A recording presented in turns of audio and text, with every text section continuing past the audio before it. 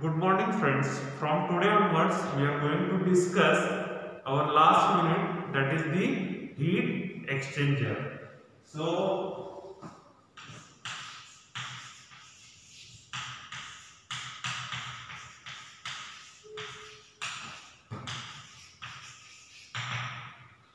now first of all we are going to define what is in by heat exchanger. Now a heat exchanger, it may be defined as the equipment which transfer the energy from hot fluid to cold fluid with the maximum rate of or minimum rate of the equipment transfer the heat. And this instruments running cost, or we are saying that this investment, this factor must be minimum. Now basically examples of these heat exchangers are the we are considering intercooler and the preheater first, then second we are considering the conductors and the boilers of the power plant, third we can consider the regenerator, and fourth are the automobile radiators. So these are the some of the examples of the heat exchanger. Once again I am going to repeat what is by heat exchanger. A heat exchanger may be defined as the equipment which transfer the energy from hot fluid to cold fluid with maximum rate, minimum investment, and running cost minimum. So, and this is the definition of the heat exchanger, and the examples are intercoolers, preheaters, then condensers or conductors we are calling, and boilers in the power plant, next regenerator, and the automobile radiator. So these are the some of the examples of the heat exchanger. Now we are going to basic classification. As per the basic classification, we are going to divide this heat exchanger. First is the natural heat exchanger.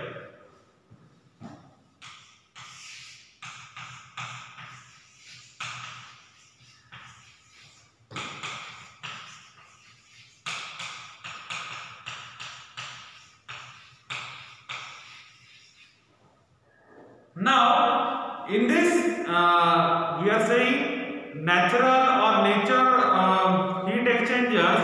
So, these are divided into two types, that is the direct contact heat exchanger and indirect contact heat exchanger.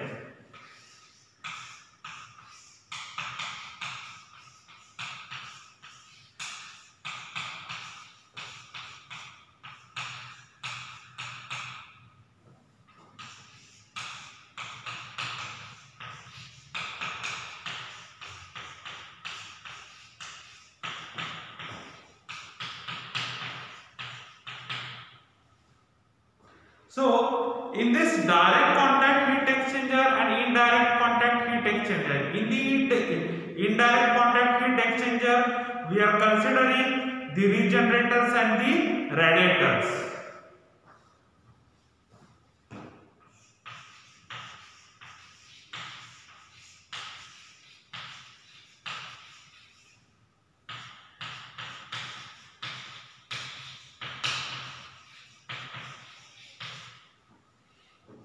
So, first of all, we are going to discuss what is in by direct heat exchanger. So, in this heat exchanger, we are considering that the exchange of the heat takes place by direct mixing of hot and the cold fluid. So, in this heat exchanger, we are saying that the hot fluid and cold fluid, these are mixed with the each other and transfer the heat, and the mass transfer also takes place here. So mass for heat and the mass transfer takes place simultaneously. So in direct contact type heat exchanger, suppose we are considering this is one vessel, so or spraying from one side hot fluid, spraying cold fluid from other side, and they mix together, and we are saying it as a direct contact heat exchanger. So as we are saying, the use of the such type of the heat exchanger, we are considering these units are having some part of the conditions that it mix the hot fluid and the cold fluid. So example, that is the whenever we require to cool the fluid, so in the cooling towers there is a direct contact type heat exchangers we are using. Then in case of the jet condensers, we are using the direct contact, and the direct contact, or we are saying that the fixed heaters where we have to transfer the heat by direct mixing. So suppose we are considering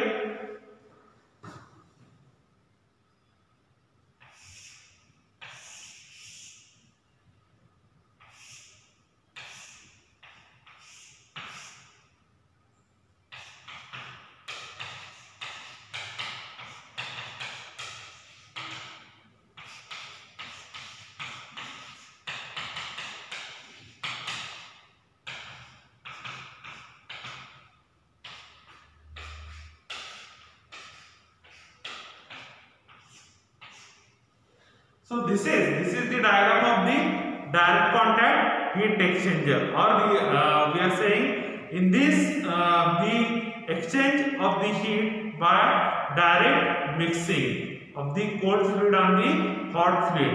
So the water and this gets mixed with the each other, and the hot water and the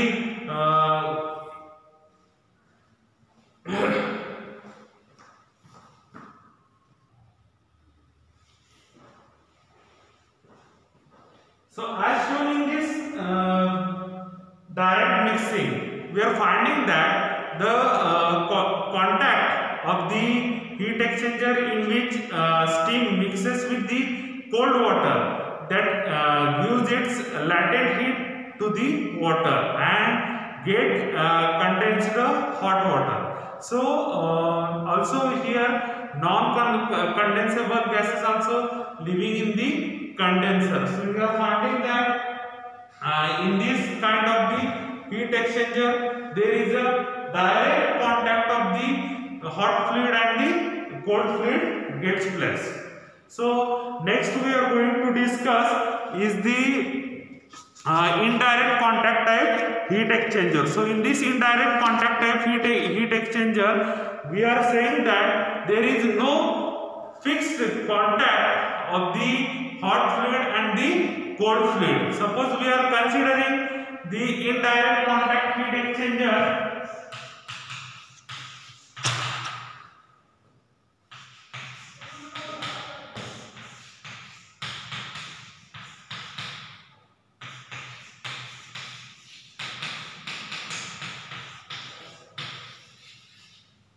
So in this indirect contact heat exchanger, there is a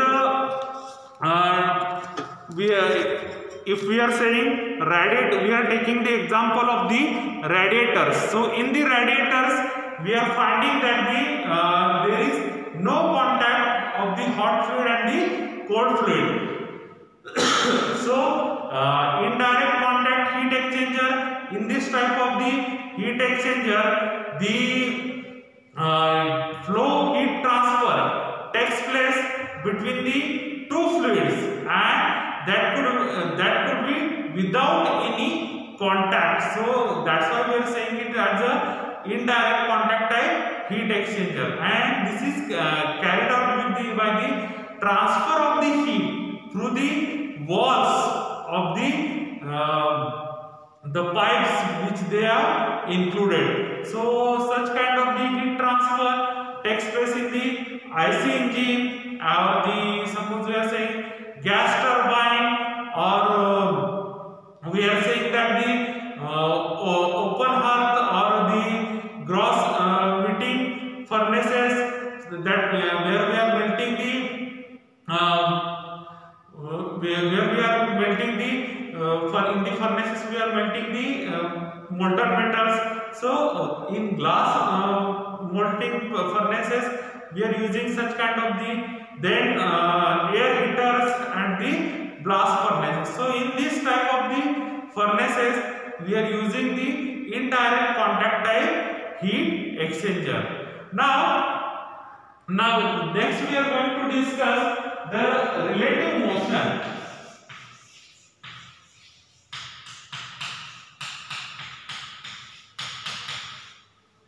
Now while discussing the relative direction or relative motion of the fluid, so while discussing, as per this first consideration we are going to take is the parallel flow, or we are saying that the unidirectional heat flow.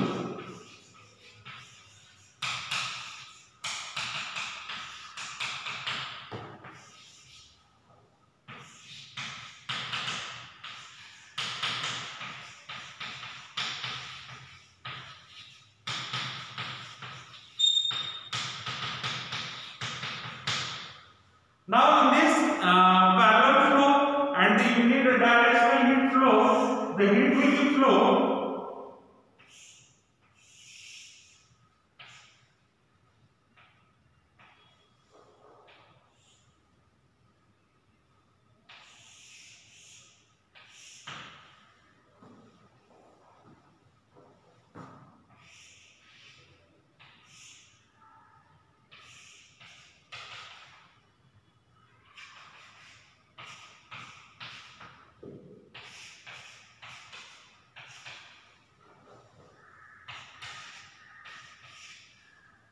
Now this is the first tube, this is the second tube. So the fluid is transferring in this parallel flow, or that is you can see in this figure there is no any kind of the contact between the hot fluid and the cold fluid. So suppose this is hot fluid, this is cold fluid. Now THI, THE, TCE, TCO. Now this is the diagrammatic representation of the parallel flow or unidirectional heat flow. So in this figure you can clearly see that the fluid is flowing parallel to each other, and there is a heat exchange between the hot fluid and the cold fluid. So in this figure, hot fluid entering into the pipe, we are considering the temperature as a THI. Next, heat coming out of the pipe, we are considering it as a exit, that is THE, the temperature. Next, the cold fluid temperature that is entering into the pipe, we are considering TCI. So we are showing it as a TCI. Now, it coming out of the pipe, we are considering it as a TCO. Now, whenever we are going to plot on the temperature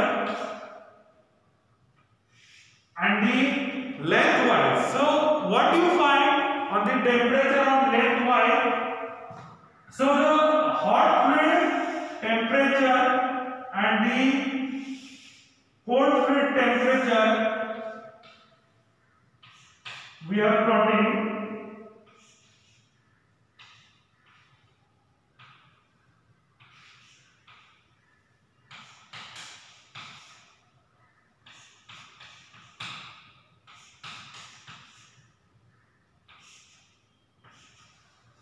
So while plotting the temperature along with the length, this direction arrow is very much important, because you can see in this diagram we are saying that the parallel flow or unidirectional heat flow.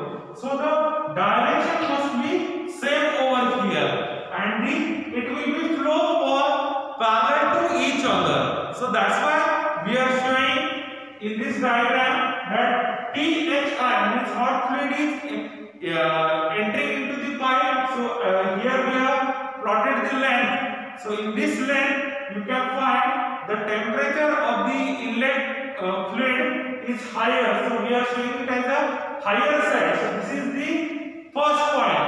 And next, it decreases, the temperature decreases because it gives the heat to the cold fluid. So the temperature decreases, and at this, what is the temperature that plotted over here? So this temperature of the hot fluid. Same way, cold at the entrance of the cold fluid into the pipe, the temperature is lower. So we are showing the temperature of cold fluid entering into the pipe, and at the exit you are finding the temperature of the cold fluid is increasing, and this is the you can see the direction is parallel to each other. So both the arrows goes from this direction.